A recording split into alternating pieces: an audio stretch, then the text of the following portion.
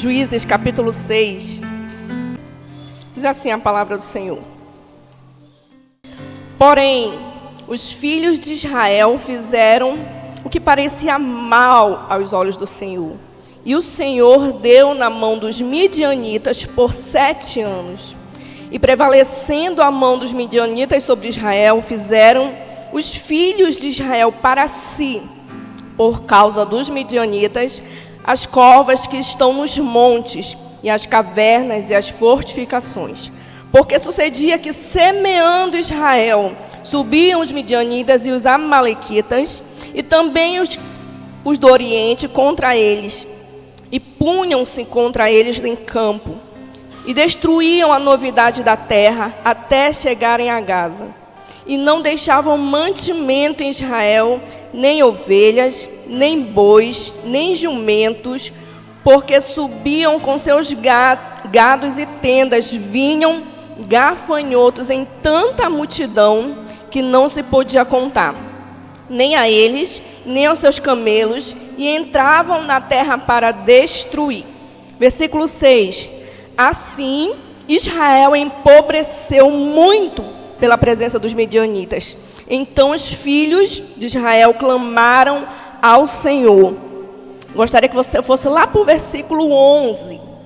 Diz assim: então o anjo do Senhor veio e assentou-se debaixo do carvalho que está em Ofra, e pertencia a Joás, a Berezita, e Gideão, seu filho, estava malhando trigo no lagar, para salvar dos midianitas. Então o anjo do Senhor lhe apareceu e lhe disse: o Senhor é contigo, varão valoroso. Amém? Queridos, nessa noite nós temos a missão de estar transmitindo a palavra do Senhor. E me traz à memória algumas semanas atrás, que nós estamos no último mês do ano, não é isso? E eu não sei se alguém aqui já fez uma retrospectiva, se alguém aqui já fez uma reflexão sobre 2023, como foi os teus 11 meses, o que você fez de diferente, o que você poderia ter mudado, o que você poderia ter melhorado, ou algo a acrescentar, porque sempre nós fazemos isso, e quando a gente chega nesse período de dezembro, os nossos corações, eles ficam mais calorosos com aquele período natalino. É momento de perdão, é momento de amor, é momento de se achegar próximo de quem se afastamos, familiar, amigos, enfim.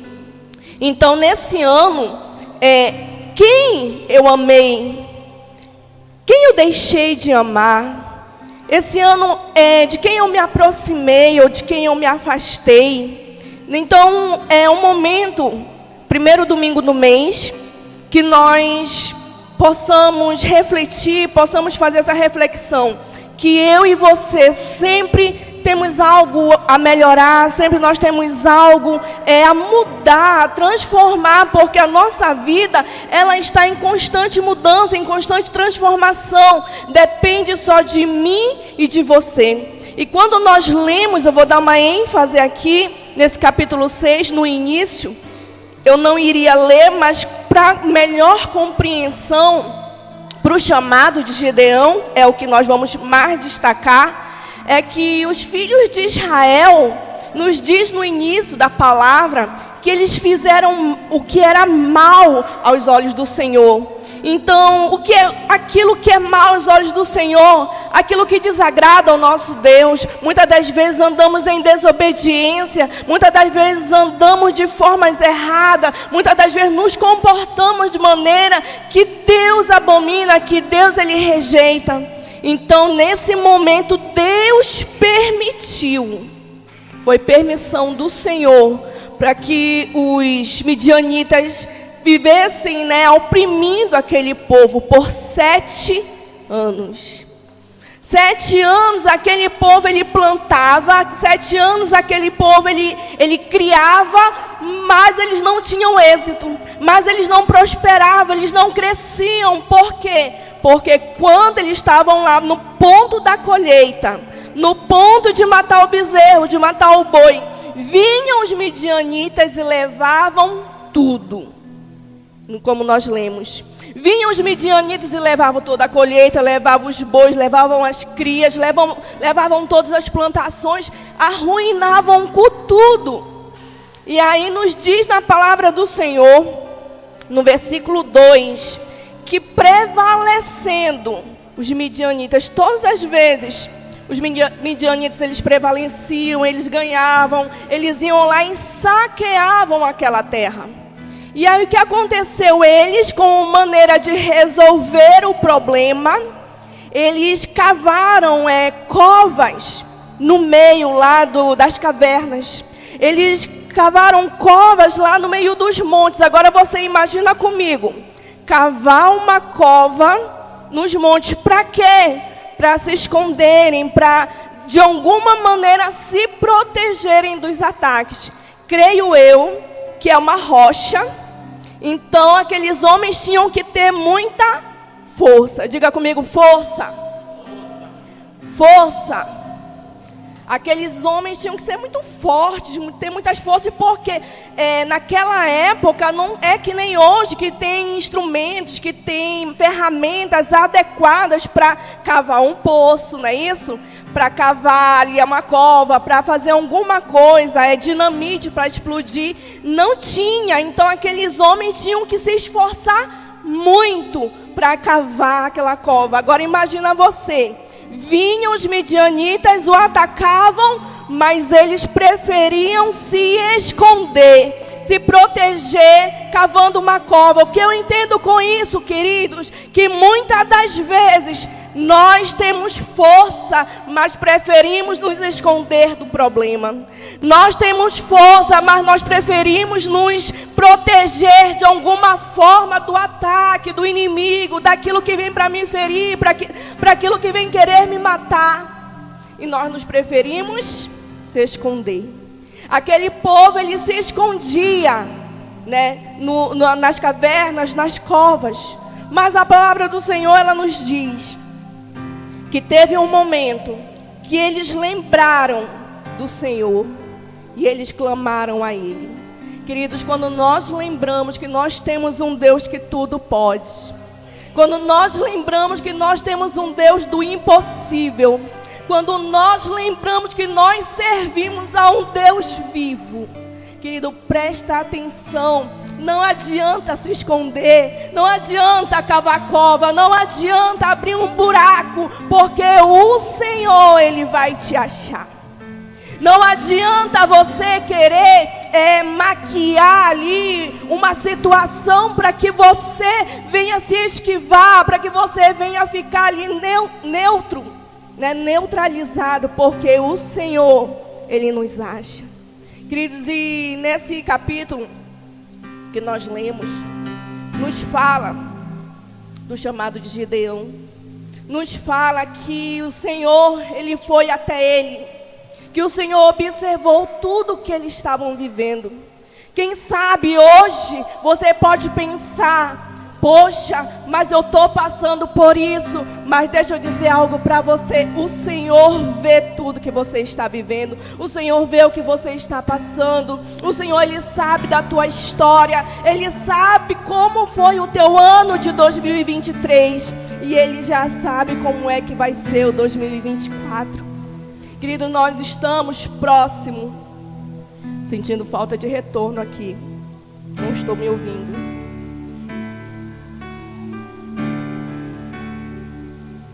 Nós estamos próximo de 2024, estamos próximo do projeto de vida. Queridos, e o projeto de vida é algo assim que nos faz exercer a nossa fé. É algo que a gente crê, precisa acreditar em algo que não existe, em algo que não tem possibilidade, mas que nós cremos que o Senhor, Ele é o Deus do impossível. Nós cremos que o Senhor pode todas essas coisas.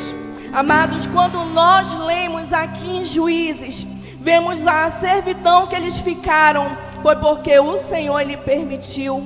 E todas as coisas que nos acontecem é porque o Senhor Ele permite. Seja algo bom ou algo ruim. Seja algo bom ou algo ruim. Mas nós temos que ter em mente, o Senhor Ele está no controle da minha vida. Algo que nós temos que ter em mente é o Senhor quem permitiu eu chegar até aqui. É o Senhor quem me permitiu estar neste lugar. É o Senhor que me fez chegar nesse nível. E todas as vezes que nós passamos pelas provas, todas as vezes que nós passamos pelas lutas, pelas guerras, nós saímos mais fortes. Todas as vezes que nós passamos por ela, nós passamos e temos experiência, porque nós podemos ajudar outras pessoas no momento das suas guerras. Nós podemos ajudar outras pessoas no momento das suas batalhas. Nós podemos dar suporte e ter aquele entendimento: eu passei, você vai passar. Eu venci, você vai vencer. Porque é assim que o povo de Deus ele faz. Ele ajuda um ao outro a passar pelas suas guerras. Ele ajuda em oração. Ele ajuda com uma palavra. Ele ajuda com um abraço. Esse é o papel do povo de Deus. Esse é o papel da igreja. Quem é a igreja do Senhor, diga amém. Esse é o nosso papel da igreja do Senhor. Que nem a pastora Ruth colocou hoje no grupo, né? A igreja em unidade. A igreja em unidade, ela vence junta. A igreja em unidade, ela passa pela luta junto. A igreja em unidade, ela fica junto, parece um purê de batata. Porque quando um passa uma guerra, o outro sente a guerra. Quando o outro está passando pela luta, o outro sente a luta. Quando alguém está sofrendo alguma dor, o outro sente a dor também.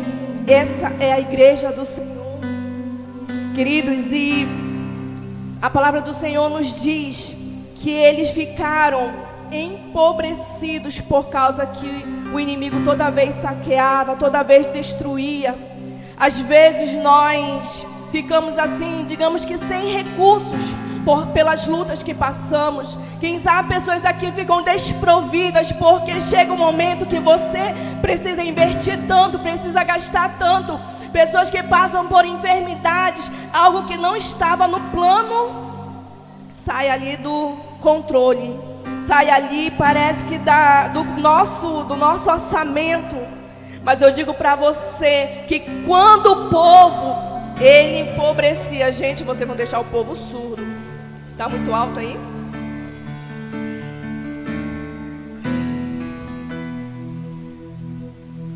Amém?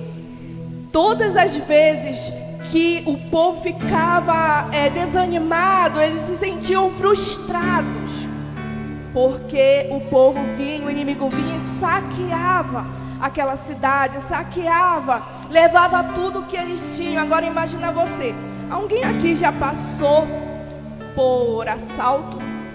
Entraram na sua casa, levaram seus bens, levaram as suas coisas. Alguém já passou por essa experiência ruim? Mamada ali atrás.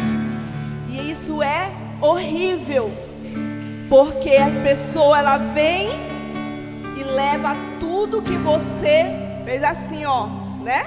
Construiu. E assim foi com o povo. Eles iam, plantavam, semeavam, criavam, tinham todo um trabalho, investiam tempo, investiam valores, e o inimigo vinha e levava. Mas deixa eu dizer algo para você: aquilo era propósito do Senhor para que o povo de Israel se voltasse a Ele. Porque nos diz no início que eles fizeram que era mal aos olhos do Senhor. Então quando o Senhor viu que eles estavam fazendo algo de errado, viu que eles estavam saindo ali do trilho, o Senhor criou uma situação para que eles se voltassem para Ele, para Deus. E quando eles caíram em si e clamaram a Deus, nos diz aqui na palavra que o Senhor ouviu o clamor de Israel. Quando o Senhor, Ele ouve o nosso clamor, a história ela muda. Quando o Senhor ele ouve o clamor de um justo, a história ela muda de rumo. Quando o Senhor ele ouve o nosso clamor, as coisas elas se transformam. E nos diz que ele enviou um anjo. Diga comigo, um anjo. Ele enviou um anjo do Senhor para ir até aquele lugar. E quem ele encontra lá? Gideão.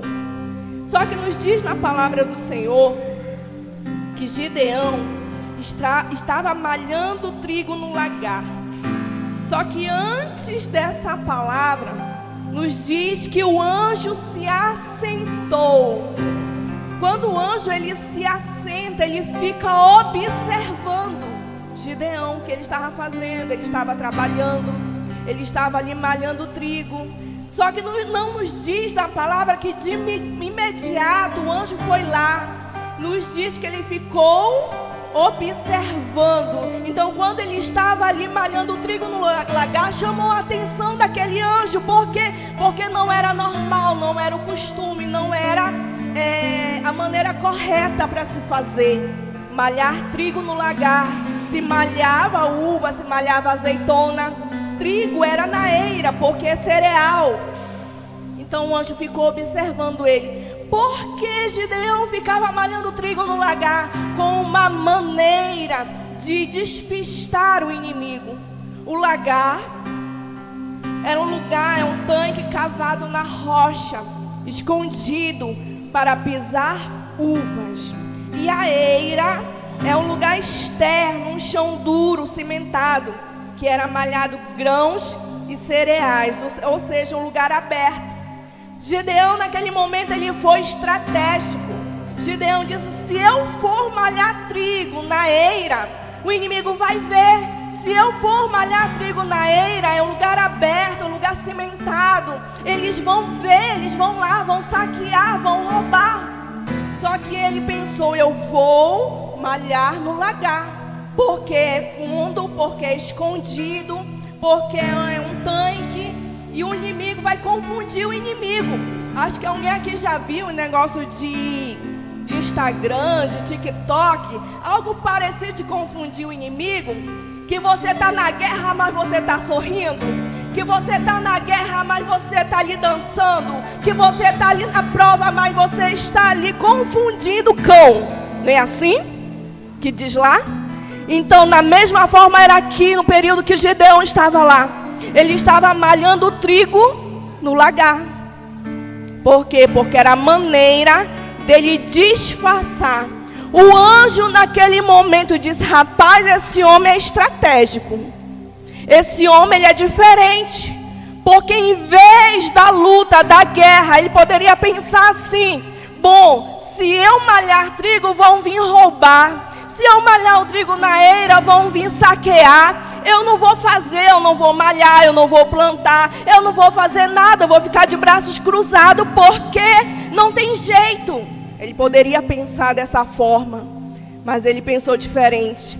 Se não dá para eu malhar trigo na eira, eu vou malhar trigo aonde?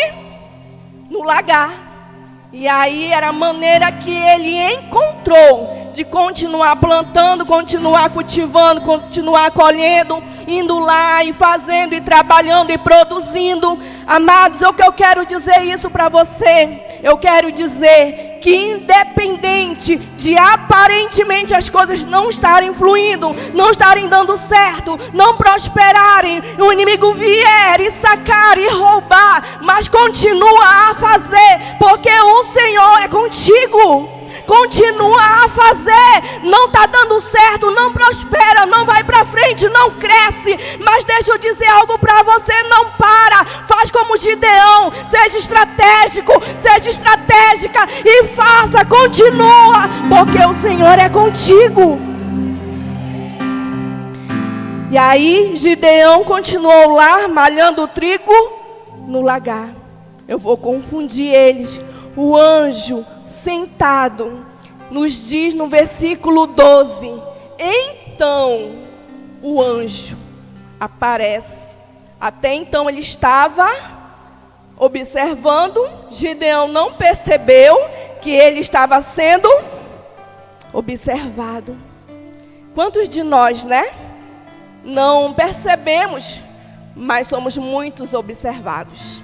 Seja no teu trabalho, porque é cristão, seja na rua, seja no mercado, seja aonde for, na tua casa, na tua vizinhança, na tua família, você é observado. Por quê? Porque você é cristão. Então todas as pessoas que estão na igreja, que estão procurando mudar de vida, transformação, melhorar cada dia mais, tenha certeza, sempre alguém vai estar te observando. Para quê? Para ver a tua fraqueza, para ver onde é o teu ponto fraco, para ver onde você erra, aonde é o momento que o inimigo ali pode entrar.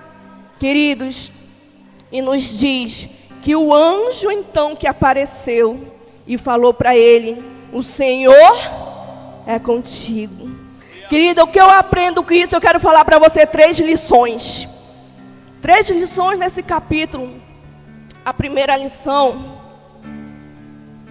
é que o valor das pessoas não está no que elas possuem. Quando o anjo chegou a Gideão e disse para ele: o Senhor é contigo, ele imediatamente: você é um homem de valor. Que valor aparente Gideão tinha? Que valor aparente Gideão possuía? Nenhum recurso, nenhuma terra. Ele não possuía nada. Só, queridos, que nós aprendemos que Deus, eu buscando, eu lembrando de homens e mulheres de Deus na Bíblia, nenhum deles estava em uma posição de altura, nem eles estavam numa posição de destaque, nenhum deles estavam assim como eu estou preparado, eu estou capacitado, eu estou preparado para a missão. Não, todos eles sempre foram encontrados em algum lugar. Davi escondido atrás das malhadas, José lá na prisão, esquecido, abandonado pelos seus irmãos. Enfim, todos eles foram escolhidos não porque eles tinham uma posição, eles foram escolhidos não porque eles tinham potencial, não. Eles foram escolhidos e eles foram valorizados por Deus, porque Deus viu neles um coração diferente. Deus viu neles um coração de adorador. Deus viu neles um coração voltado para o Senhor. E assim é comigo e contigo. Às vezes, nós seres humanos temos o costume de pensar assim: fulano tem dinheiro, fulano tem um carro, fulano tem uma moto, fulano tem um trabalho bom, tem uma casa boa, amém por isso. Querido, mas o valor não está nessas coisas. O valor não está no que ela possui, num bem material, no carro, na casa, no moto, seja o que for. O valor não está nisso. Eu costumo dizer que a gente vai e não leva nada, fica tudo em terra. Então, queridos, a gente temos que cultivar o amor, nós temos que cultivar a proximidade, nós temos que cultivar carisma com as pessoas têm que ver em mim Deus presente, Deus tem que ver em mim algo diferente. Não é valores, não é bens, mas é a presença de Deus que faz toda a diferença. Diga glória a Deus. Queridos, essa lição, porque Gideão foi um homem estratégico. A segunda lição nos diz assim, no versículo 15, se você tiver sua Bíblia, ainda estiver aberta, no versículo 15 diz assim: Gideão fala para o Senhor: ai, Senhor meu, com que livrarei a Israel? Eis que a minha família é a mais pobre em Manassés, e eu, o menor da casa do meu pai. O Senhor lhe disse: porquanto eu hei de ser contigo, e tu ferirás os midianitas como se fosse um só homem. Queridos, Gideão aqui se pôs como aquele que não é nada. Cadê o irmão Edson? Está bem ali, irmão Edson. Eu lembrei de uma coisa que eu falei essa semana para o irmão Edson. Eu disse assim mesmo: irmão, dei uma instrução lá para ele, eu disse para ele assim, eu não sou nada. E aí ele disse, mulher de Deus, não diga que você não é nada.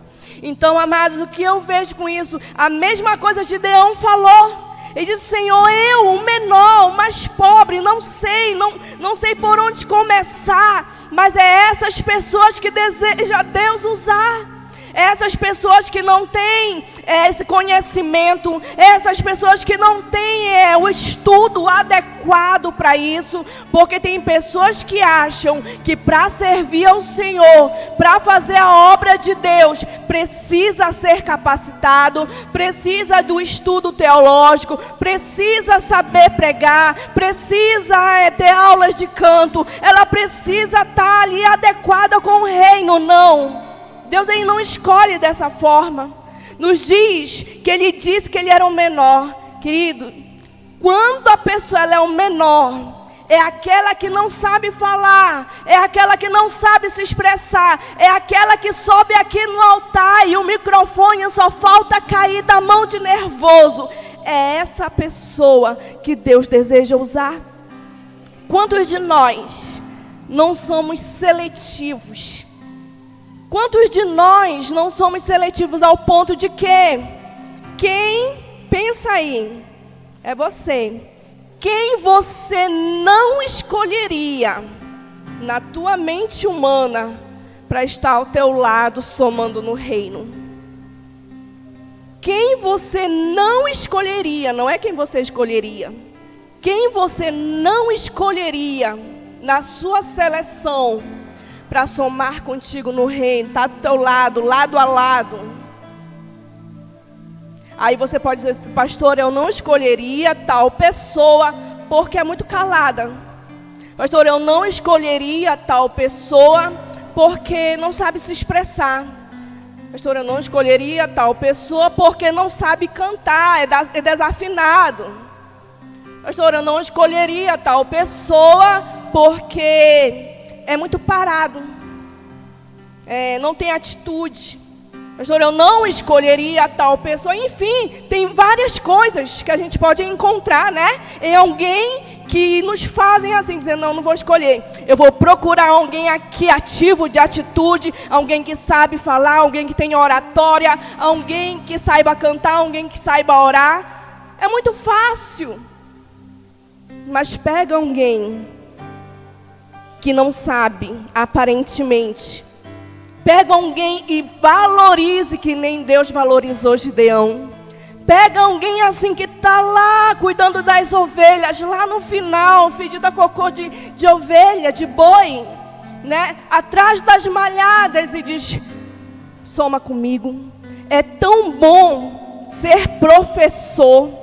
É tão bom ser professor, por quê? Porque você ensina. Porque você orienta, porque você dá as estratégias, você vai dando passo a passo, como foi que você chegou, como você conquistou. E assim também você deseja ver essa pessoa crescer, deseja ver essa pessoa conquistar. Então, a estratégia, o segredo não é ser, não é ter, o segredo é a pessoa ter o coração disposto.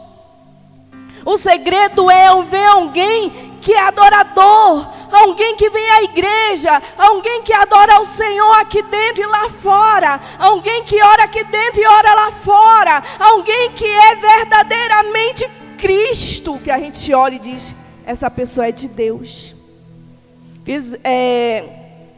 Quando você vê alguém no seu canto, alguém que está ali, que ninguém dá nada, que ninguém dá valor, que ninguém chama para cantar, que ninguém chama para orar, que ninguém coloca no seu grupo. Queridos, quando você diz, fulano, vem aqui orar comigo. Queridos, deixa eu dizer algo para você, não é essa pessoa, é o próprio Deus te chamando. Quando essa pessoa diz, fulano, vem aqui somar no grupo de mulheres, no grupo de homens, no grupo de jovens, querido, não é a Débora, é o próprio Deus te chamando. Não é a pastora Ruth, é o próprio Deus te chamando e querendo te capacitar, querendo te aperfeiçoar para uma grande obra. Porque nós vamos começar um ano, e eu tenho certeza que muitos aqui têm projetos pessoais, projetos profissionais, projetos para o reino, porque para que tudo isso aí flua na nossa vida, o reino tem que estar em primeiro lugar. Para que tudo isso flua na nossa vida, para que a gente tenha abundância, para que a gente tenha crescimento, o reino tem que estar em primeiro lugar. Que a palavra de Deus nos diz: buscai em primeiro lugar o reino e as demais coisas. Qual é as demais coisas? É o teu casamento? É o teu profissional? É o teu familiar? É o teu financeiro? Qual é essa demais coisas que você deseja crescer, que você deseja prosperar? Queridos, o reino vem em primeiro lugar e as demais coisas vos serão acrescentadas. O desejo do teu coração será realizado de acordo com a vontade do Senhor. Amados, quando nós nos colocamos, nos derramamos diante do Senhor, Gideão estava aqui aparentemente escondido, aparentemente ali malhando trigo no lagar onde ele era imperceptível, mas teve alguém que percebeu ele. Teve um anjo que foi enviado e percebeu ele. Querido, quando você achar que você está escondido, quando você achar que ninguém vai te perceber, quando você achar que você vai entrar e sair ali por aquela porta e ninguém vai te notar, deixa eu dizer algo para você: antes de você entrar, você já estava sendo notado. Antes de você entrar, o Senhor já estava te olhando, já estava te observando. Amados, quando nós nos colocamos diante do Senhor, Gideão aqui teve um chamado, e um chamado lindo. Nós sabemos que passaram lutas, passaram problemas, passaram guerras, desafios, mas eles venceram. A palavra do Senhor nos diz, em Jeremias capítulo 17, versículo 5, se eu não estou enganada, diz assim: maldito o homem que confia no homem. Essa palavra, esse versículo, pessoas elas fazem algumas interpretações, que tipo assim: maldito você, Débora, se confiar no Sidney. Não é isso. Sabe esse maldito homem que confia no homem? É maldita a pessoa que confia na sua própria força. Maldita a pessoa que confia na sua própria sabedoria, na sua própria inteligência. Maldita a pessoa que se acha autossuficiente. Não, eu consigo, eu faço sozinho, eu não preciso de ninguém, eu já sei como é que faz, não preciso de orientação, não preciso de professor, eu não preciso disso, eu não preciso daquilo. É nesse sentido, maldito o homem que confia em si mesmo. Porque a nossa confiança não tem que ser em nós. A nossa confiança não tem que ser na força do nosso braço. A nossa confiança tem que ser no Senhor. Eu não sei qual é a luta, eu não sei qual é a guerra. Quem sabe você diz: eu não tenho mais força, pastora. Eu não tenho mais lágrimas. Eu não tenho mais palavras para orar. Mas eu digo para você, se a tua confiança ela está no Senhor, se a tua confiança é o Senhor, não é a tua sabedoria, não é o médico, não é o advogado, é o Senhor quem vai te justificar. É o Senhor quem vai falar por ti. Quando você se cala em determinadas situações, é o Senhor quem fala por você. Essas semanas, estava aprendendo na escola bíblica sobre oração. A oração, ela é algo que eu preciso dar autoridade, autonomia para o Senhor. Porque tem pessoas que dizem: eu não vou pedir, pastora, porque Deus já sabe o que eu preciso. Eu não vou orar, pastora, porque Deus ele já sabe da minha guerra. Eu não vou pedir em oração, pastora, porque eu já orei muito, eu não vou mais nem repetir. Mas eu digo para você que nós temos que bater e abrir-se-vos-á. Pedi e encontrareis. Não é assim? Ou seja, nós temos que dar essa autonomia. Senhor, eu preciso. Por que eu preciso? Senhor, porque isso vai me fazer determinada situação. Porque eu preciso do emprego. Porque eu preciso de um trabalho. Porque eu preciso de um casamento. Porque eu preciso de algo. Queridos, Deus, Ele é um Deus que faz, Ele é um Deus que realiza. Mas isso não depende só do Senhor. Porque tem pessoas que vêm à igreja como se fosse tipo um restaurante, não é isso? Está ali o cardápio, está ali, chega o garçom e traz o prato. Toma, o anjo está aqui só para servir, está aqui só para te dar. Não, nós temos que dar em contrapartida para o Senhor. O que darei eu ao Senhor em troca dos seus feitos por mim? O que eu darei ao Senhor em troca do que Ele tem feito pela minha família, em troca do seu cuidado, em troca do seu amor, em troca da sua misericórdia? Porque todos os dias Deus Ele tem cuidado de nós. Todos os dias o Senhor Ele tem nos livrado. Todos os dias o Senhor tem nos abençoado. O Senhor tem nos dado o dom da vida. E o que farei eu em troca do que o Senhor Ele tem feito por mim? Queridos, eu quero dizer para você aqui, para nós concluirmos, que a força do meu braço não pode fazer com que eu venha cavar um buraco, cavar uma cova, cavar lá a caverna para me esconder no dia das lutas, nos dias das guerras. A força do meu braço não é para me cavar e montar as fortificações para me sentir protegido.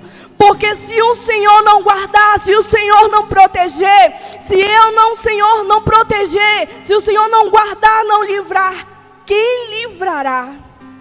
Se o Senhor não guardar a cidade, em vão vigia os sentinelas. Queridos, o Senhor, Ele é o dono de tudo. O Senhor é o dono da nossa vida. A nossa vida é do Senhor. Quem já entregou a sua vida ao Senhor aqui? Levante a sua mão. Se você já entregou a sua vida ao Senhor, se seu coração pertence ao Senhor, descanse em paz. Descanse em paz, porque o inimigo ele está aí para nos atacar todo o tempo. O inimigo ele está aí para tentar nos roubar, porque a missão dele é essa: é roubar, matar e destruir. E ele não vai parar, ele não vai desistir. Nós temos que nos manter firmes. Nós temos que nos manter firmes. Nós temos que permanecer, porque assim como a palavra do Senhor nos diz, que prevaleciam os amalequitas todas as vezes que iam saquear o povo de Israel, todas as vezes que ia naquele lugar ali para tirar toda a novidade da terra. Eu não sei o que o inimigo ele tem roubado de você. Eu não sei o que ele tem roubado, se ele tem roubado a alegria, se ele tem roubado a tua paz, se ele tem roubado o teu sono. Eu não sei o que o inimigo ele tem roubado de você. Se o inimigo ele tem roubado o teu prazer de estar na tua casa. Se o inimigo tem roubado o teu prazer de sair, ir à luta e trabalhar, porque parece que nada acontece, nada flui. Eu não sei o que o inimigo ele tem roubado de você. Mas eu digo para você uma coisa: assim como o povo de Israel reconheceu que o seu recurso era o Senhor, hoje clame a Ele. Hoje clame ao Senhor, porque nos diz que eles se voltaram e clamaram ao Senhor. E quando eles clamaram, o Senhor Ele ouviu o clamor. E nos diz que Ele enviou o seu anjo. Mas algo de destaque tem nesse capítulo: que antes dele enviar o seu anjo para socorrer, antes dele enviar o seu anjo para fazer algo, para chamar Gideão, para achar Gideão, nos diz que o Senhor lhe repreendeu os filhos de Israel. Nos diz que o Senhor, Ele repreendeu, disse para ele que eles andaram em maus caminhos, que eles fizeram o que era errado, que fizeram ídolos para si, e começou a falar muitas coisas. Nos diz no versículo do 7 até o 10, se você for ler, e nos diz que eles fizeram mal. E aí eu lembro de algo. Quando a gente estamos trilhando caminhos errados, quando a gente estamos fazendo o que é mal aos olhos do Senhor, pode ter certeza, a gente clama, mas o Senhor usa alguém, um profeta, um homem de Deus, uma mulher de Deus, que vem nos repreender, dizendo: você está fazendo o que é errado, volta. Você está longe, volta. Você está distante, volta. Vem para a escola bíblica, vem para o culto. Vem para o culto de mulheres, vem para o culto de homens. Vem, se envolve. o Senhor sempre envia alguém. Sempre o Senhor levanta alguém. Ele simplesmente não nos castiga, Ele simplesmente não envia ali um anjo, não. Antes Ele nos repreende, para que a gente volte ao caminho do Senhor, para que a gente volte à prática das boas obras, para que a gente volte ao primeiro amor. Porque no primeiro amor é muito lindo, né? No primeiro amor, no primeiro namoro, a gente está amando, todo dia a gente quer ver o namorado, é ou não é? Né? Quando se está namorando, só a Débora balançou a cabeça ali, parece que ninguém nunca namorou aqui. No namoro, né? Todo dia, o dia que não vê, parece que, hoje em dia, né? Existe o WhatsApp, chamada de vídeo, mas há algum tempo atrás, aí acho que uns 10 anos atrás, não tinha, não dava para ver por vídeo chamada. Então todo dia quer ver. Quando se casa, então, é uma novidade de vida todo dia. Chega do trabalho, quer conversar. Chega do trabalho, quer dormir de conchinha. Chega do trabalho, sai, vai lanchar. Aí, passado alguns anos, o amor, ele existe ainda. Mas não é aquele primeiro que você chega e quer dormir de conchinha. O amor, ele vai assim, passando de fase. E chega um momento que você não quer mais dormir de conchinha. Chega um momento que estressa. Você não quer nem ouvir como foi o dia do trabalho. Foi cansativo, eu estou estressada. Eu estou estressado, estou cansado. Então, queridos, isso é uma forma de correlacionar o que é o primeiro amor. Mas assim é com o Pai. Assim é com Deus. No primeiro amor, é um prazer estar na igreja. No primeiro amor, você não cansa. Faça chuva, faça sol. No primeiro amor, se você tem tempo, disponibilidade, a pessoa vem de manhã, a pessoa vem à tarde, a pessoa ela vem à noite, ela vem todo dia, ela vem domingo, ela vem... Não tem dia ruim, não tem tempo ruim. Mas com o passar dos anos, com o passar do tempo, já não é a mesma coisa. Aí você diz, não, hoje eu não vou, já fui ontem. Não, eu fui escola bíblica passada, vou faltar uma sim, uma não. Não, dia de terça eu não vou para o culto não, eu vou só nos domingos. E assim a gente vai pulando as etapas e o amor vai esfriando. Quando a gente for ver, a gente está longe, longe, longe, longe, longe, longe, que a gente não consegue voltar.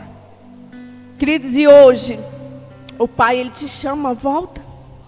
O Pai, Ele te chama, volta. Porque, querido, não tem saída, não tem como, não tem maneira que aquele que nem o irmão cantou, que já pisou nos santos dos santos, aquele que já experimentou do amor de Deus, não consegue viver mais sem Ele. Não consegue viver longe dEle. Você pode até tentar, você pode até ir, você pode dizer, não, eu quero estar na minha casa, eu não quero estar na igreja, mas querido, o Senhor, Ele te cobra de uma tal forma, que você não consegue, pela tua força não, porque o Senhor, Ele te vence. É a tua vontade, mas a dEle não é. É o teu desejo, mas o de Deus não é. E o Senhor, não adianta onde você está. Não adianta, o Senhor, Ele envia anjo. Olha onde Gideão estava, escondido do inimigo, fazendo ali o seu trabalho, malhando o trigo no lagar. E olha aonde um anjo foi encontrar Gideão. Ele achou. Querido, você vai ser achado pelo Senhor. Você vai ser achado por Deus.